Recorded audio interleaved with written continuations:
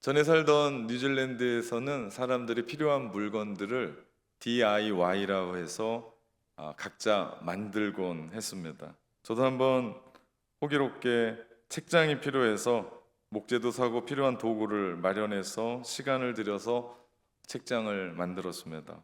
상상은 정말 멋진 책장이 나와야 됐거든요. 근데 다 만들어 놓고 났는데 균형이 맞질 않는 거예요. 책을 올려놓을 때마다 책장이 흔들리고 불안한 겁니다. 아이들이 어렸을 때니까 이거 안 되겠다, 괜히 이거 붙잡고 넘어지면 큰일 나겠다 생각해서 책장을 사러 매장에 갔습니다. 매장에 가보니까 그날따라 세일을 하는 거예요, 책장을. 그래서 60불에 사왔습니다. 근데 제가 그 책장 만들려고 썼던 돈이 120불, 수고비를 뺀 돈인데 그랬습니다. 한마디로 말하면 망한 겁니다. 후에 그 책을 넣으려고 심력 있게 만들었던 그 물건을 신발장으로 용도를 변경해서 썼습니다. 그 일련의 과정을 다 본 제 아내가 한마디 하더라고요. 참고로 제 아내는 천사입니다. 저한테 뭐라고 싫은 소리를 해본 적이 없어요. 요즘 나이가 들어서 하긴 하는데 그 옛날엔 그랬습니다. 제 아내가 그런 얘기 하더라고요. 돈 들이고 시간 버리고 쓸데없는 일을 했네요. 저는 그날부터 신발장 앞에 설 때마다 겸손해지곤 합니다. 신발을 신을 때마다 저는 다짐합니다. 쓸데없는 짓 하지 말자. 오늘 본문에 보면 바울을 죽이려고 하는 사람들이 등장합니다. 그들은 동맹까지 맺으며 바울이 죽기 전까지는 먹지도 마시지도 않겠다라고 이야기하는 40여 명의 사람들이 나옵니다. 사생 결단한 거예요. 그 외에도 그 40여 명을 도와주려고 하는 암암리의 집단들이 있었습니다. 그들이 대제사장이었고 장로들, 그들은 암묵적인 동의를 했고 합의를 했습니다. 그리고 그들은 자기들이 생각하기에 하나님을 잘 믿고 있고 지금 이 일도 하나님이 하시는 일이라고 생각했습니다. 착각한 거죠. 사실 사도 바울도 그런 사람이었습니다. 예수님을 만나기 전까지는 하나님 잘 믿는다고 생각하면서 예수 믿는 자들을 잡으러 다녔고 오게 해놓고 심지어는 죽이기까지 했습니다. 그렇게 한 것은 하나님을 위한 일이고 하나님을 잘 믿고 있다라고 생각했습니다. 그러던 어느 날 바울이 다메섹 도상에서 부활하신 예수 그리스도를 만나게 됩니다. 그리고 그의 인생은 180도 바뀝니다. 여러분, 사람이 무엇으로 변화될 수 있을까요? 돈 조금 번다고 사람이 변화될까요? 공부 조금 했다고요? 내 직급이 조금 올라간다고 사람이 변하든가요? 아니요. 그런 것으로는 사람이 변하지 않습니다. 사람이 변하는 것은 예수 그리스도를 인격적으로 만날 때인 줄 믿습니다. 더 구체적으로 말하면 복음, 우리를 위해서 십자가에서 피 흘려 돌아가셨던 그분이 왜 죽으셨는가? 그분을 만나게 되면 나의 현존을 보게 돼요. 내가 죄인이구나. 하나님 앞에, 그 거룩하신 하나님 앞에 설 수 없는 죄인인 걸 깨닫고 내가 철저하게 낮아서 하나님 앞에 회개하고 하나님 앞에서 주님이 필요합니다. 그러면서 주님의 말씀대로 살아가는 그 복음, 하나님의 능력이 사람을 변화시키는 줄 믿습니다. 그때 비로소 인생은 쓸모 있는 일과 쓸데없는 일을 구분할 줄 아는 지혜가 생겨요. 바울이 예수님을 만나고 나니까 부활하신 그 주님이 하나님이셨던 거예요. 그러나 지금까지 하나님을 위해 산다라고 그가 열심히 일했던 모든 것이 하나님의 일을 반대하는 거였고 하나님을 적대하는 일이었고 지금까지 살아왔었던 모든 일들이 부질없고 쓸데없는 일이었다는 것을 깨닫게 됩니다. 바울이 지금까지 예수님을 만났던 그 시점과 그 전후로 그의 삶을 나눌 수 있습니다. 그가 예수님을 믿기 전에 그렇게 살아왔었던 이유, 예수 믿는 사람들을 핍박하고 옥에 가두고 죽이기까지 했던 그 이유는 한 가지였습니다. 그것은 그가 자기 조상 때부터 섬겨왔던 하나님이 인간의 몸을 입고 이 땅에 오신 예수 그리스도인 것을 몰랐기 때문입니다. 모르니 실수하고 모르니 방해하고 모르니 적대적으로 쓰고 모르니 쓸데없는 일을 하게 된 겁니다. 사도 바울의 삶은 기점이 정확하게 나눠져요. 다메섹 도상에서 예수 그리스도를 만난 전과 후로 나눠집니다. 이제 예수님을 핍박하는 자에서 이제는 예수님을 전하는 자로 그의 인생이 바뀌어져요. 그의 인생의 기준은 명확했습니다. 예수 그리스도. 그래서 그는 예수님을 아는 지식을 가장 고상한 것이며 지금까지 자기가 쌓아왔었던, 그가 얼마나 훌륭한 사람이었습니까? 그는 디아스포라 유대인이었습니다. 지금으로 말하면 터키의 남동부 길리기아 다소에서 태어나서 그는 예루살렘으로 유학을 왔던, 그 당시로 말하면 가말레엘 학자, 최고로 유명했었던 학자 밑에서 율법을 체계적으로 배운 사람이었습니다. 그는 바리새인 중에 바리새인이요 히브리인 중에 히브리인이었습니다. 그는 태어나면서 로마 시민권을 가진 그의 가정은 아주 백그라운드가 아주 든든했습니다. 그는 태어나도 그냥 있어도 뭔가를 해볼 만한 사람이었습니다. 그러나 그가 예수 그리스도를 알고 나서 그 고상한 지식으로 말미암아 지금까지 자기가 자랑하고 쌓아왔던 모든 것을 배설물로 버린다고 고백합니다. 그리고 그는 가는 곳곳마다 예수 그리스도의 십자가와 부활만 자랑합니다. 저는 여러분에게 묻고 싶은 게 하나 있습니다. 신앙생활하는 여러분의 기준이 뭡니까? 주일만 되면 11시에 이렇게 예배당을 꽉 채우는 여러분의 신앙의 기준은 무엇입니까? 여러분, 이거 확실해야 돼요. 이거 흔들리면 우리 인생 전체가 흔들립니다. 내가 예수 믿기 전에는 돈이 좋았어요. 쾌락이 좋았어요. 즐기는 게 좋았어요. 돈 자랑하고 지위 자랑하고 집 자랑하고 내 욕심껏 내 마음대로 살아왔습니다. 남의 시선도 그렇게 신경을 썼어요. 그러나 내가 예수 그리스도를 인격적으로 만나서 구원받고 난 이후에는 우리의 인생의 중심은 하나님이시고, 그리고 인생의 기준은 그분이 말씀하시는 말씀이고, 결국 내 인생은 나의 꿈이 아니라 하나님의 비전으로 바뀌고, 이제 우리가 살아가는 그 삶은 하나님의 영광을 위해, 하나님의 나라를 위해 살아가는 삶으로 바뀐 줄 믿습니다. 돈을 똑같이 벌어요. 예수 믿기 전에도 돈 벌었어요. 믿은 후에도 돈 벌었어요. 그런데 돈을 버는 방법과 돈을 쓰는 가치가 달라졌어요. 예전엔 내 마음대로 썼어요. 내 뜻대로 썼어요. 내 쾌락과 내 욕망대로 썼어요. 그런데 이제는 돈 버는 기준이 바뀌었어요. 하나님의 나라를 위해 써요. 하나님을 위해 써요. 영광을 위해 써요.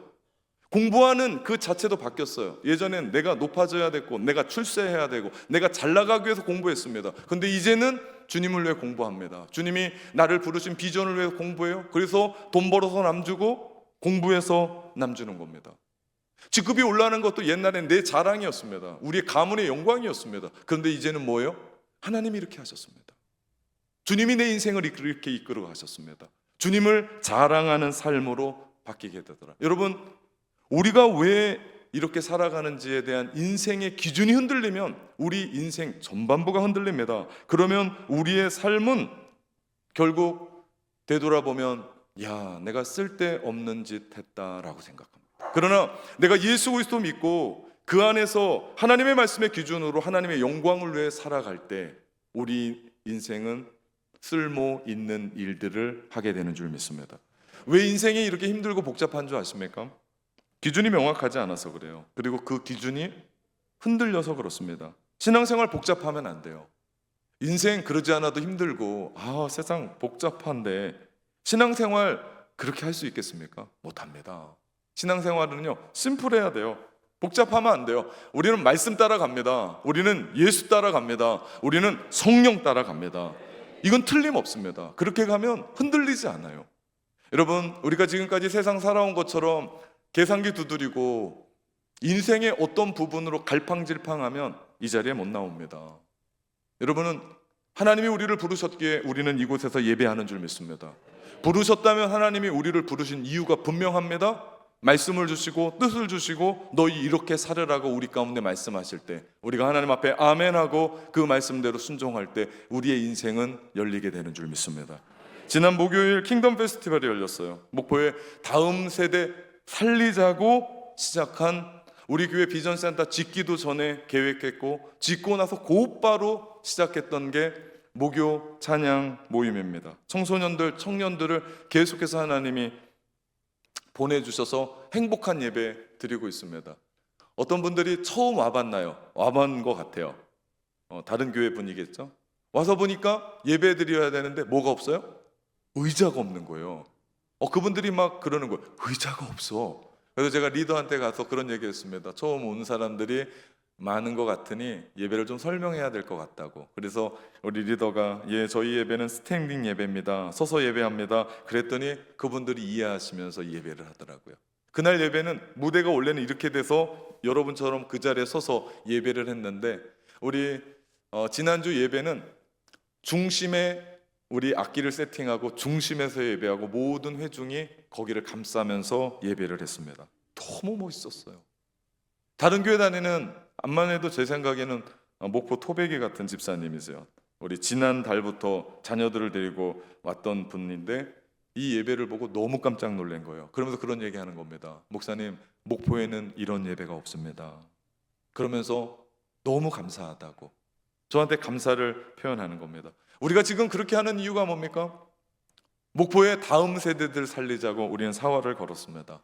하나님의 나라를 위한 일입니다. 사람을 살리는, 하나님께 영광 돌리는 쓸모 있는 일을 우리는 하고 있는 줄 믿습니다. 바울을 죽이려고 했던 사람들의 특징은요, 하나님보다도 성전을 더 사랑했어요. 왜냐하면 그것을 알 수 있는 것은 하나님께서 인간의 몸을 입고 이 땅에 오셨으면, 그들이 하나님을 진짜 사랑했다면 그 예수님이 하나님이신 것을 한눈에 알아보아야 했을 겁니다. 그러나 그들은 알아보지 못했습니다. 그러니 그들은 누구보다도 신앙생활 잘한다고 자화자찬하고, 그들은 누구보다도 하나님을 더 높인다라고 위한다라고 생각했지만 그 모든 것들은 착각이었습니다. 그들은 하나님을 잘 섬긴다고 했지만 실제로는 하나님의 일을 망가뜨리고 하나님을 힘들게 하는 사람들이었어요. 하나님을 대적하는 일들이었어요. 그러니 그들이 하는 모든 일들은 누군가 한 사람을 죽이려고 작당하고 당을 모여서 40명이 모여서 한 사람을 이야기하고 그의 우두머리들이 이야기하면서 암묵적으로 동의하는 사람을 죽이려고 하는 쓸데없는 짓을 하고 있더라. 오늘 바울을 죽이려고 작당했던 사람들을 가만히 보면 말씀도 아니고 자기 부인도 아닌 오히려 자기의 의를 세우는 사람들이었던 것을 봅니다. 내가 바울이 죽기까지 먹지도 마시지도 않겠다. 나도 먹지 않겠다. 내가. 그들은요, 하나님보다 앞서고 기도보다 앞서고 하나님의 비전보다 앞서서 내가 어떤 일들을 하는 사람들이었습니다. 내가 앞설 때 죽음이라는 사실을 단적으로 보여주는 예가 있어요. 그것이 초대교회의 한 사건입니다. 아나니아와 삽비라의 이야기. 아나니아와 삽비라는 초대교회 꽤 괜찮은 리더들이었습니다. 일꾼이었습니다. 같은 리더십에 있었던 바나바가 땅을 팔아서 가난한 사람들을 위해 쓰라고 교회에 드렸어요. 사도들은 그걸 가지고 가난한 사람에게 나눴습니다. 그러자 가난하고 핍절한 사람이 없었다라고 성경은 얘기합니다. 그게 마음이 쓰였는지 그들도 땅을 팔았어요. 누가 땅 팔라고 얘기한 게 아닙니다. 그런데 문제는 그 이후에 발생합니다. 좋은 마음으로 땅을 팔았거든요. 내가 필요해서 10에 3을 뗐다 합시다. 괜찮아요. 하나님이 그거 다 팔아서 드리라고 얘기 안 했거든요. 그 예물을 7을 가지고 사도 베드로 앞에 나왔는데 베드로가 묻습니다. 이게 땅판 값 다냐? 그랬더니 그들이 대답합니다. 예, 답니다. 그들은 베드로뿐만 아니라 성령을 속였습니다. 그리고 그 자리에서 죽습니다. 신앙생활은 내 열심, 내 헌신으로 하는 게 아니에요. 뭘 알지도 못하고 열심 내는 분들을요, 저는 교회에서 가장 무서운 분들이라고 봅니다. 아닙니다. 하나님의 나라는 내 열심과 내 희생, 내 헌신으로 세워지는 나라가 아니라 전적으로 하나님의 은혜로 세워지는 줄 믿습니다. 이거 확실해야 돼요, 여러분. 그러지 않으면 우리 또 헷갈립니다. 하나님의 교회는 하나님이 세워가십니다. 하나님의 교회는 하나님이 부흥케 하십니다. 우리 교회에 계속해서 사람들이 오는 이유는 앞에 있는 목사도 아니고 우리 중에 어떤 한 사람이 어떤 힘을 써서가 아니라 전적인 낙원교회를 사랑하는, 그리고 우리를 통해서 하나님의 일을 하시고자 하는 하나님의 뜻이요 하나님의 은혜인 줄 믿습니다. 지난주에요, 우리는 5.25 새생명 축제를 했습니다. 전도하는 마음을 품고 VIP들을 전도하며 특별히 가족들을 전도하고자 했어요. 교회 많은 분들이 방문했고 VIP들이 왔습니다. 그리고 등록한 분들도 있었습니다. 새생명 축제는 밖으로는 예수 그리스도의 생명을 전하는 생명의 축제예요. 그런데 우리 안에서는요, 한 영혼을 마음에 품고 정말 소중하고 너무나 귀한 사람들을 위해 기도하면서 내 영혼이 얼마나 소중한지를 깨닫는 영적 대각성 운동입니다. 밖으로는 새생명축제고 안으로는 영적 대각성 운동. 두 마리 토끼를 다 잡아야 돼요. 내가 예수 믿으니까 복음 전하는 게 아니에요. 내가 복음을 전하다 보니까 내가 너무 감사한 거예요. 내가 이렇게 예수님을 믿고 있다라는 게. 그리고 나를 전도한 그 사람이 너무나 귀한 거예요. 제가 세례 줄 때 제 목양실에 와서 물 붓지 않습니다. 이렇게 예배 드리는 모든 사람들 앞에서, 여러분은 세례를 받은 분들이고 안 받은 분들과 함께 세례를 베풀며 우리가 하나 되는 거예요. 그러면서 제가 여러분에게 질문하지 않습니까? 세례에 대한. 그러면서 우리가 그 옛날 처음 사랑을 가지고 세례 받았던 그 마음으로 신앙생활했던 그 첫 마음으로 돌아가는 거예요. 이것이 얼마나 중요한지 모릅니다. 그날 눈에 띄는 한 분이 계셨습니다. 그분이 조일순 권사님이세요. 아니, 이분이 글쎄 제가 찾아봤어요. 연세가 얼마나 되신지. 78세예요. 49년생. 이분이 지인을 12분을 모시고 왔어요. 예, 여러분은 놀라지 않으세요? 전 이게 더 놀라요. 78세라니까요. 이분이 동네 분들도 아니고 멀리 떨어져 있는 분. 이분이 뭐 봉고차를 운전을 하겠습니까? 이분이 뭘 하겠습니까? 근데 예수님도 아니고 12분을 교회로 모시고 왔어요.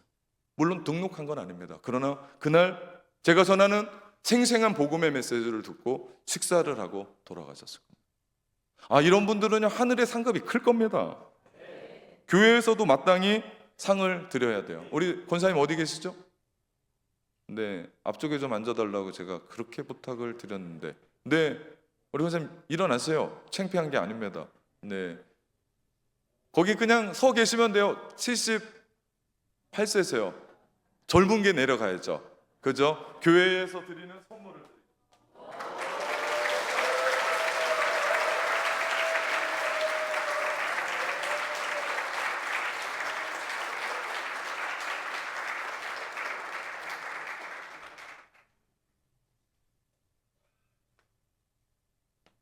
제가 묻지도 않고요, 후하게 넣습니다. 정말 너무 귀해요. 계속해서 교회에 새롭게 보내주시는 방문자들이 있어요. 매 주일마다요, 적게는 25명, 많게는 50명의 사람들을 하나님이 불러주세요. 그리고 등록하게 하십니다. 하나님의 나라의 현장, 낙원 공동체, 누군가의 열심이 아니라 하나님이 세워주심으로 우리 교회는 세워가는 줄 믿습니다. 전적인 하나님의 은혜예요. 전적인 하나님의 은혜입니다.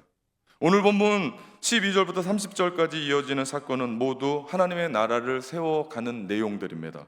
다시 말해서 모든 것이 바울을 로마로 보내기 위한 하나님의 섭리입니다. 근데 쉽지가 않아요. 고난이 있어요. 억압이 있어요. 환란이 있습니다. 지금 인간적인 입장에서 보면 잘못하면 바울이 죽게 생겼어요. 악한 자들이 바울을 죽이려고 함정을 판 거예요. 근데 어디다 판 줄을 모르는 거예요. 그물을 쳤는데 어디에다 쳤는지를 모르겠는 거예요. 거기 걸리면 죽습니다. 목숨을 잃습니다. 그런데 그 문제는 그게 어디인지 모르는 거예요. 그런데 이 대목에서 저는 이 말씀 읽으면서요, 무릎을 쳤습니다. 왠 줄 아십니까? 바울이 함정에 빠져서 죽을 만한 처지에 놓이니까 하나님의 섭리가 발동하기 시작했어요. 마침 그때 거기에 누가 알았을까요? 바울의 조카가 있었습니다. 그리고 그들이 바울을 어떻게 죽이려고 하는 모든 소식을 다 알게 됐습니다. 조카가 바울을 찾아갑니다. 그랬더니 바울은 또 그 조카를 천부장에게 인도합니다. 천부장이 또 그 바울 조카가 이야기하는 얘기를 또 다 들어요. 그리고 짐승을 준비하고 편지를 써서 바울의 구출 작전이 시작됩니다. 여러분, 이게 우연입니까? 그 자리에 있다가 그 얘기를 들었습니다. 그리고 천부장 정도 되면, 로마의 천부장 정도 되면 누구 이야기를 듣고 움직일 그런 사람이 아닙니다. 그런데 그 이야기를 또 들어요. 그리고 그 이야기를 듣고 신속하게 그 일들을 이루어 갑니다. 이게 사람이 하는 일입니까? 아니요, 하나님의 섭리인 줄 믿습니다. 바울을 구원하기 위한 하나님의 섭리, 하나님이 팔을 걷어 붙이셨습니다. 이 모든 것은 바울이 로마를 가도록 하나님의 역사하신 겁니다. 왜 그렇게 하셨습니까? 왜 그랬죠? 이유는 한 가지입니다. 바울이 하나님의 비전을 발견하고 하나님의 뜻대로 사명 붙잡고 걸어가고 있기 때문에 지금 바울이 할 수 있는 것은 하나님의 말씀에 그저 최선을 다해 순종한 게 아니에요. 바울은 지금 목숨을 내걸고 그 일들을 하고 있는 겁니다. 바울이 로마로 가고자 했던 이유는 3차 전도 여행 때 주께서 말씀하신 거예요. 오늘도 또 말씀하셨어요. 11절에 담대하라, 내가 예루살렘에서 나의 일들을 증언한 것 같이 로마에서도 증언하여야 하리라. 바울이 고백합니다. 내가 로마도 보아야 하리라. 하나님이 주신 비전으로 하나님의 음성을 듣고 예루살렘에 가면 환난과 핍박이 있음에도 불구하고 사도 바울 가운데 하나님이 주셨던 너는 로마도 보아야 하리라고 하는 그 비전이 너무나 커서 성령의 음성을 듣고 올라가면 힘들고 어렵다라는 것 모두 만류하는데도 확신을 가지고 그 자리에 갑니다. 바울이 위기에 처했습니다. 그러자 어떤 일이 일어났습니까? 인간적으로는 끝입니다. 여러분, 누군가가 한 사람이 나를 미워하고요, SNS에서 글 올리고 욕하고 시작하면 못 삽니다. 그런데 40여 명이 밥도 안 먹고 물도 안 먹고 그 한 사람 죽을 때까지 내가 그렇게 하겠다라고 결사항전할 때는 살 수가 없습니다. 그리고 그 위에는 기득권들이 그들을 암암리에 밀어주고 내가 도망할 곳이 아무 데도 없습니다. 그런데 사도 바울은 하나님이 주셨던 그 비전, 그 세상 어떤 사람보다도 큰 하나님의 비전을 품고 사명대로 그 길을 걸어갑니다. 놀라운 걸 하나 발견해요. 영적인 원리를 발견합니다. 그것은 사명자는 죽지 않습니다. 뭐 그렇게 영양제 안 챙겨 먹고요, 그렇게 보약 안 챙겨 먹어도 괜찮아요. 왜 그렇습니까? 사명자는 사명 다할 때까지 죽을 수도 없어요.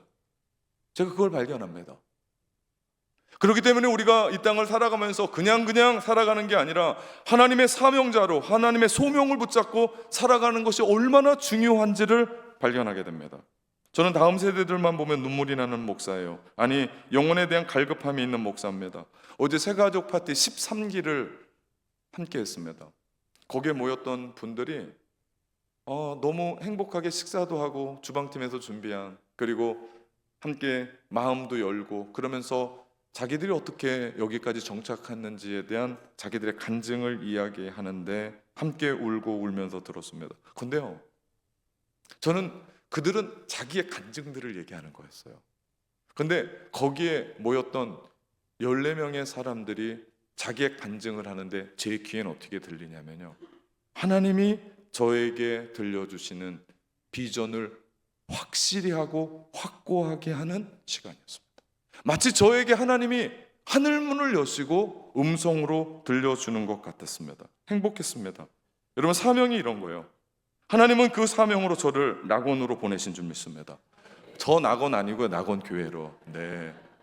그래서 하나님이 다른 교회는 할 수 없는 낙원 교회가 할 수 있는 일들을 여러분과 함께, 당의 장로님들과 함께 만나서 그 일들을 이루어 가게 하시는 줄 믿습니다. 결국 이 일들을 통해 목포가 새롭게 되고, 결국 이 일을 통해서 한국 땅이, 더 나아가 민족과 열방이 우리의 기도를 통해서 변하게 될 줄 믿습니다.